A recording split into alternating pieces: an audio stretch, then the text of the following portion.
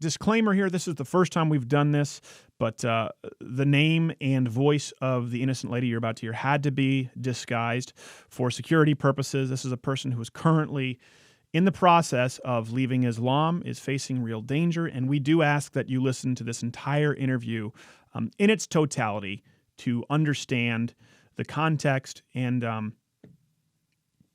do her story justice. Back here, Louder with Crowder. So glad to have this next guest. We're going to use a code name here, code name Q. And let me tell you why it'll make more sense. I got a message on Facebook, and I get quite a few of these, but this one really caught my eye because of the nature of it. This was a young lady who talked about having watched one of my videos, one of the Quran Challenge videos, and actually having gone through a pretty big transition in leaving the Islamic faith. So you can imagine that she wants to keep her identity under wraps. Her name is not, in fact, Q. But for today, that is her name, Q. Thank you so much for coming on. Hi, thank you. Okay. I know it's awkward using the different name here. So listen, I got your message. So I guess, you know what, just sort of, I don't want to speak for you. Kind of walk me through what happened here. You were a Muslim, I guess, to begin with, or where did it start? No, I was raised Christian my entire life, Pentecostal, and most of my friends were Muslim. I went through a rough patch, and I turned to Islam. And at the time, I thought it was exactly what I needed in my life. It came like in such a quick whirlwind in my life. And I converted. I converted during Ramadan. Oh, that's a rough time to convert. Yeah. You went in with both feet. I felt really pressured into it at the time, because all my friends were Muslim, and I wasn't living at home at the time. Wasn't on great terms with my family. And yeah, it was just a time in my life where I really felt like I felt failed by Christians, and at the time I felt failed by God, and sure. Islam, my Muslim friends were the ones there for me, and they kind of took me under their wing, and they were teaching me things, and I really had no idea much about it at the time. Sure. And my cousin was Muslim. She converted, she married a Muslim man. And I was really at their house a lot, and they started taking me to the mosque. And everybody just when you walk into a mosque and you're not Muslim, they just kind of right. all come at you. Yeah, I can imagine. It's big time. Yeah. So, okay, so this happened. So I think that's a story. Mm-hmm. I mean, people would argue that's not necessarily exclusive to Islam, that a lot of people find faith of any variety when they're in a rough spot in their life. Right. So for how long were you practicing Muslim? Since 2008. Okay, so since 2008. And this was a recent leaving from the message you sent me? Yeah, about 2 months ago. Okay.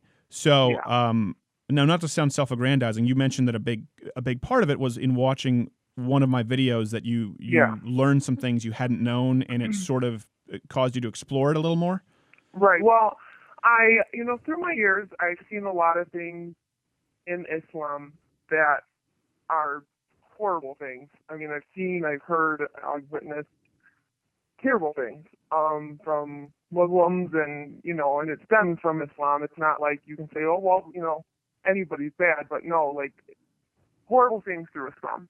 And I always kind of look at it with rose-colored glasses on, but over the past few months, I was feeling like, something's not right here. Seeing young girls being forced into marriage and all these things, and I was just, I was sitting at home, and I seen a rebuttal video of a Muslim made to one of yours. Oh, that's right. Yeah, Talk Islam. We invited him on the show, and no interest. Yeah. Yeah, well, I seen that, and I was like, well, he was talking about the Quran Challenge, and I was like, well, I've never, I wanted to see the original video that he was doing the rebuttal to, so I watched it, and I was like, wow, I didn't know some of that stuff about, I used to be sick, and you were saying all these surahs, and I ended up looking them all up, and I was texting my Muslim friends and my husband at the time, what's this about and what does this one mean, and no one really, they just kind of dance around it, like, well, yeah, that's true, but Right. Christians do it too, Right. type of thing, which isn't true. And so I ended up watching all your videos, Oh, and geez. yeah, the more I was watching, the more I was just like, wow, like he's so right on, you know? And a lot of it I didn't know. And so I started looking it up and whatever. And then that night I decided for myself I was done. I was done. Oh, There was wow. no way I could justify it anymore. I had come to a point where it had gotten to be so many signs that, this isn't right. Like it's not right. It's evil. Yeah. And it is. It's not. There's nothing peaceful about it. There's nothing beautiful about it. It's Well, I evil. guess to the people who would say if that's the case and you see that now, why didn't you Mhm. see that as someone who was old enough to make a Mhm. critical decision and entered into the faith? What do you think? Right. Why didn't you know that then? um. On hindsight, looking back, because I asked myself that, as someone I'd like to think I have a lot of common sense, and looking back, I asked myself the same thing. Why didn't I see it sooner? Especially coming from a Christian family who, would warn me and pray for me and all these things. And I was really, really searching for something different from what I was raised in. Hmm. And I was really angry at God for a long time. And I don't know, I think I just looked at it with rose-colored glasses on. Like I would hear things and I would go to an imam and I would go to somebody and I would say, this is what I heard, this is what I read in the Quran, and, I don't understand it, I don't necessarily like it, can you explain it to me? And they would explain it. And you got to understand this. Well, There's hold a on one second. deceptive. We Okay. have to go to a break real quick because I don't want to cut you off. Lada with Okay, Crowder. yeah. We will be back with Codename Q after this. We are back with my guest. I don't want to interrupt her. Quick recap: Codename Q, because she converted from Islam, and this is the first time she's talking about it this publicly. And you were just telling us about how you would go when you began questioning to your imams, and that's the stage. Okay, sorry. Continue. Okay. Yeah. So I was looking at it with rose-colored glasses on. And they would, just tell you, just because you don't understand it doesn't mean it's wrong, or doesn't mean it's not right. And, there's a lot of things we don't understand with God and whatever. Mm-hmm. And I understood and I accepted. But you got to understand with Islam, there's such a deceptive spirit that comes along with it. And unless you experienced it firsthand, you wouldn't understand it. But it's, that, you got to think there's all these women that convert to Islam daily. I know hundreds of American women who've converted to it, and it's a deceptive spirit. There's something about it. People look at it and say, "Oh, it's so bad," but Well, let when me you're ask you this. involved in it, yeah. I was going to ask you because you talk about women converting, and the truth is, statistically, there aren't a ton of people who convert. It's usually obligatory, or birth rates is how Islam is really growing. But there are some people who convert. What is, and forgive me, I'm not asking this to be rude, but what could possibly be the appeal for a woman to convert to something as oppressive as Islam? I mean, what's the thought process there?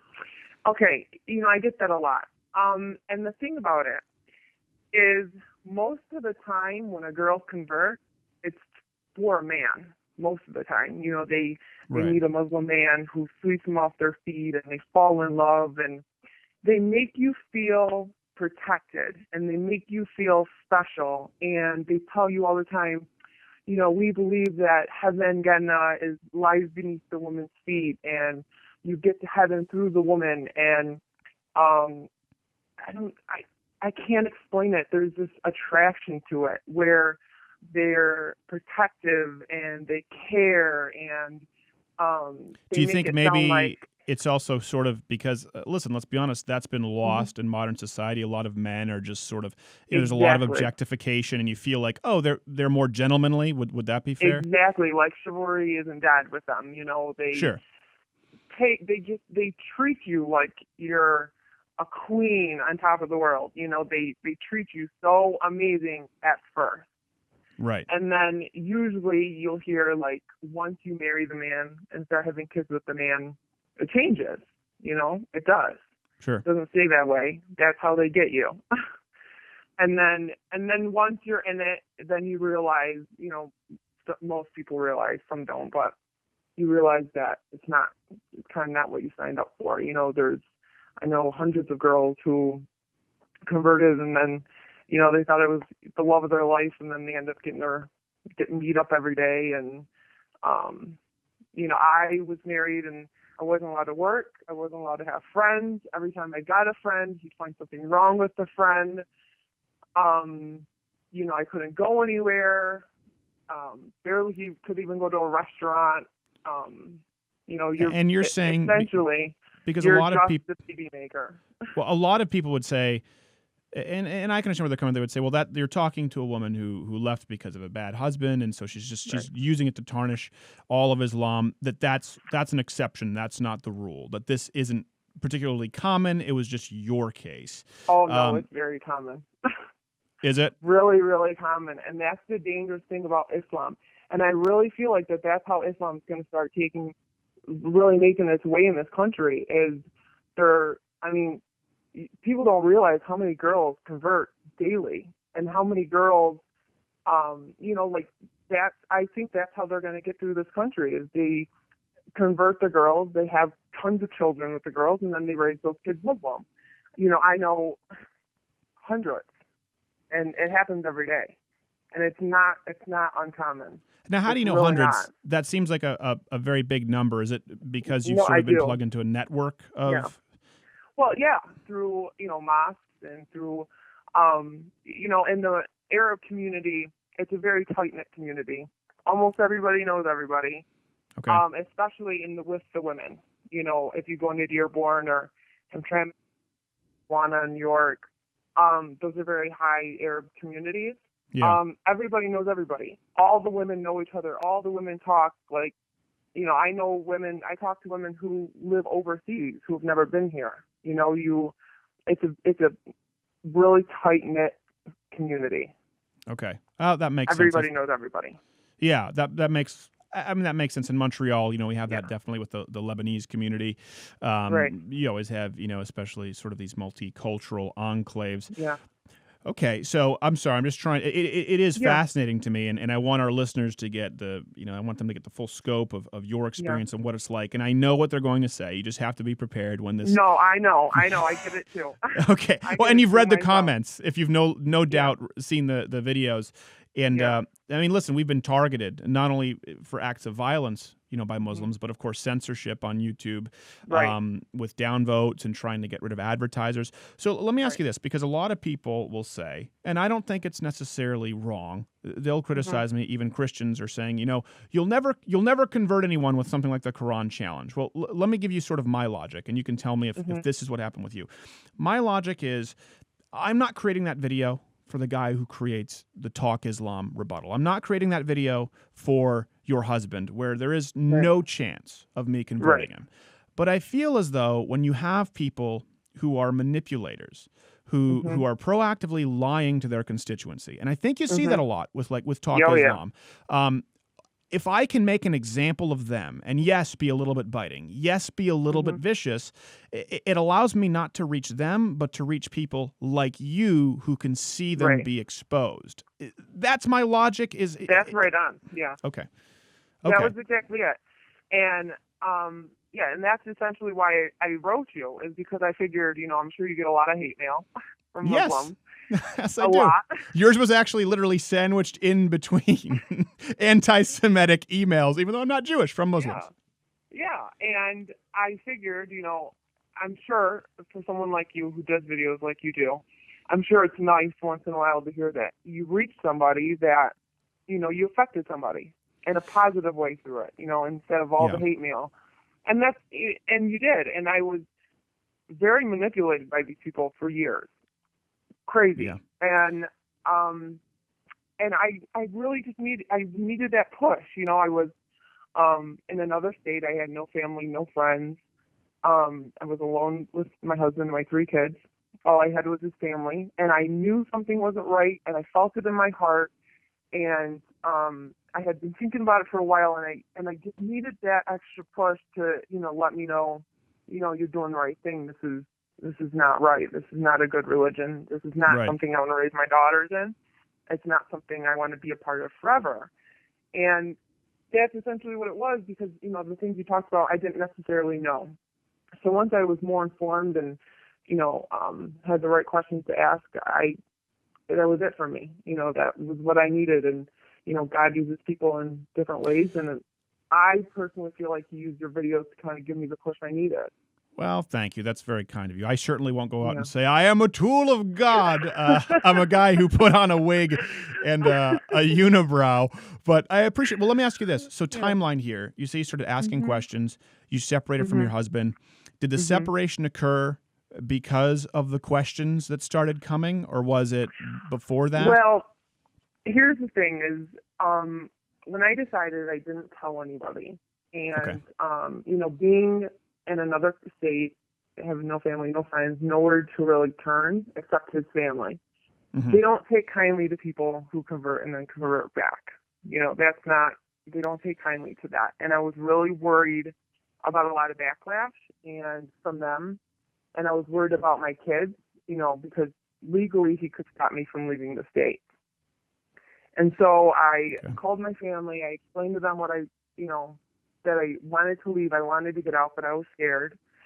And they worked with me. We kind of made up this reason for me to have to come home for a while. Okay. And, through God's hands, they accepted it, and they took it, and they said, okay, and they let me leave. And so I packed up my kids, packed up our things, and left, and this was in a matter of 2 weeks. And so once I got here, my brother's a lawyer. We were talking about what the next steps I can take. Because, we're only married Islamically, but with my kids, they don't like you taking their kids. Is that common? Thing. Is that common in Islam, where you only get married under the, I guess, Islamic law? And that's very common, because that's how they have more than one wife. Really? Now, did your husband have more than one wife? No, he wanted to at some time, but I fought him on it. But he didn't have one, but he wanted to. Wow. So you don't hear about that a lot. I wouldn't imagine it's that common in the United States for them to have several wives. Really? Oh yeah, I know tons of people who have 4 wives, 3 wives, 2 wives. Some of them all live in the same house. Wow, I didn't know that. I will say I will have to try and verify that, because I don't know for sure. It's not legal marriages. They're not legal. They're through the mosque, and you do sign papers, Islamic papers, but they're not legal marriages.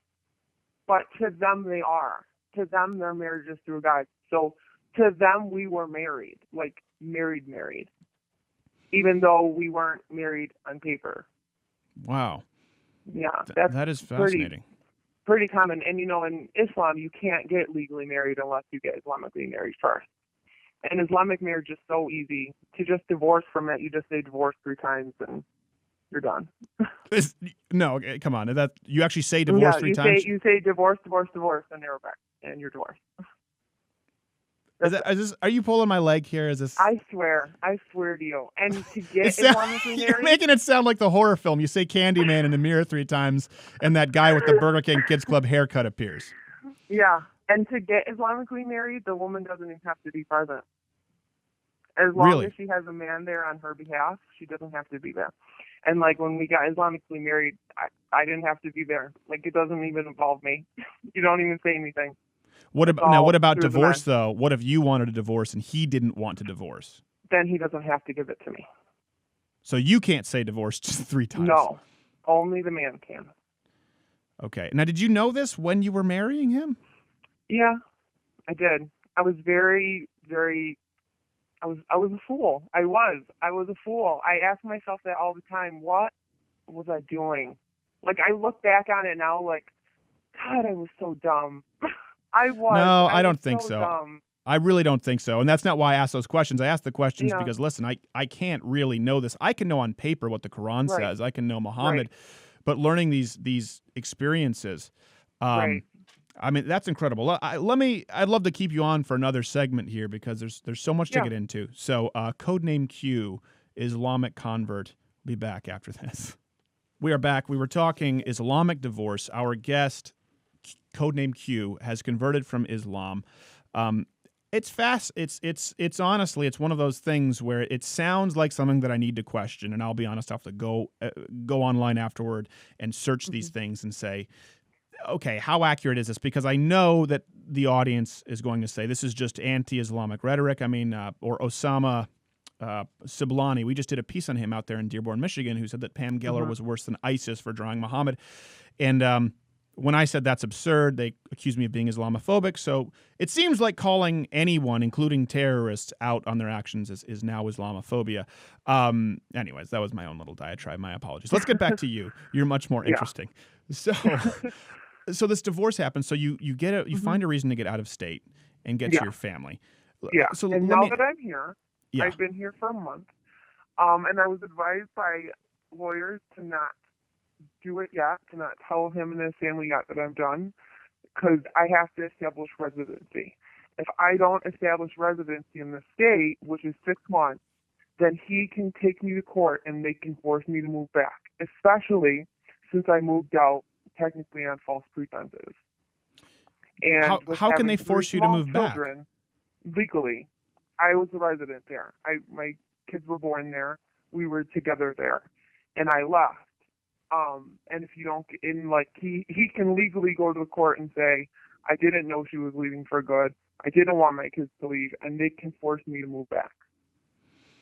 Okay. Um, that Unless, sounds. Even though you weren't legally married, he can do that. yeah, yeah. Like even if we were just dating, and we had a child together, and I wanted to Right. move out of state, we would have to go to court and have it legal saying he's okay with it. And if he wanted to fight me on it, he could. And Wow. so, having three small kids, and I do believe that we will eventually have a custody battle. Right. I'm just trying to, do it as smart as I can and weigh all my options. So, Yeah. as my brother's a lawyer, so he told me just to wait 6 months here, and then I'll have established residency. Yeah. And then, I can tell him, this is what's going on. I don't want any part of it. So I'm Right. just trying to avoid right now. Right. And obviously, what we're doing our best to make sure that no personal Right. details are revealed here. Let me ask you this, because you were very adamant before we did the interview. You're like, no, I don't want any visual, and I don't want people to know the Yeah. name. What Yeah. is your honestly, no sensationalism. What's your fear if people find out that it's you and find out that you've converted and left? I'm scared for my kids. I am. I know a girl who her husband here in America, here in Michigan, took her child from her to Lebanon, and she's never seen him again. I'm scared for my kids. I'm scared for a custody battle. I'm scared for them to take me to court and make me move back, and then, God knows what could happen. Listen, this is the thing. People can say, oh, anyone is bad people. You can meet any guy that is abusive or, Sure. any guy that can turn on you. But when it comes to Muslims, there is almost every time that they're abusive or they're, they try to hurt you or backlash, ruin your reputation, take your kids from you. It's not an uncommon thing. It's more common than people think it is. And with Muslims, when you're leaving Islam specifically, because that's a really big deal, you really have to be careful. You never know what they're capable of. You never know. You just never know. And especially having kids, like, it was just me, whatever, they can do what they want to me. But because I have three small kids, I really want to make sure that, I do everything right legally. that they can't come after my kids, that they can't fight me for my kids, that they, can't hurt them, essentially. So when we hear the media and people talk about, the moderate Islamic majority in this country, they're lumping people like your husband, former husband, Right. in that category. Yeah, they're moderate Muslims. They're not extreme Muslims. This is the face of moderate Islam. But even moderate Muslims, you never know. And that's what's scary. And the thing is, like, people say, like, oh, not all Muslims will go bomb somebody, and not all Muslims will go shoot something up. That's extreme. And that's true. But when you think about it, to them, when they use their bodies for Allah, when they do something on behalf of Allah and they die in the process, to them, that's a straight, there's no judgment, there's no nothing. You're automatically sent to heaven because you use your body for the sake of Allah and, His army. Right. Now, in Islam, there's never a specific thing that says that, there's no grace, there's no forgiveness, there's no love. All it is you outweighing your good deeds with your bad. Like, did you give enough charity? You sinned here.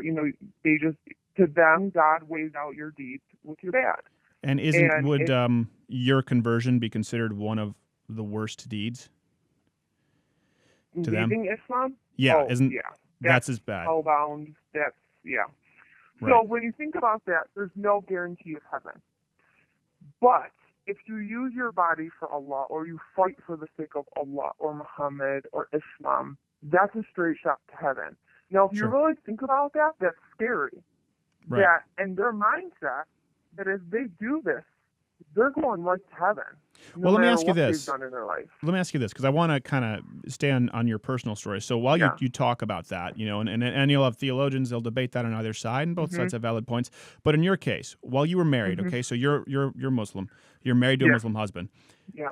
Did you ever talk about these things, like about terrorism, about jihad? All the time. And where did he line up on that? Where did his family line up? Oh, you could never say anything bad about ISIS, Al-Qaeda. And that's the thing. That's the thing that usually always got me. Is even though I was, converted, I was still a big time American, Republican and all of that. Like, that never changed. And outside of the Islam thing, Islam thing, they tend to be pretty conservative, right? They tend to be pro-life. Right, they do. They are. Yeah. But I remember asking them. It was when ISIS beheaded all those Christians. And I was sitting in his mom's living room with the whole family, and I purposely said, what do you guys think about that? And immediately, everybody said, well, they did it to them first. They came on their land first. They attacked them. ISIS is defending themselves.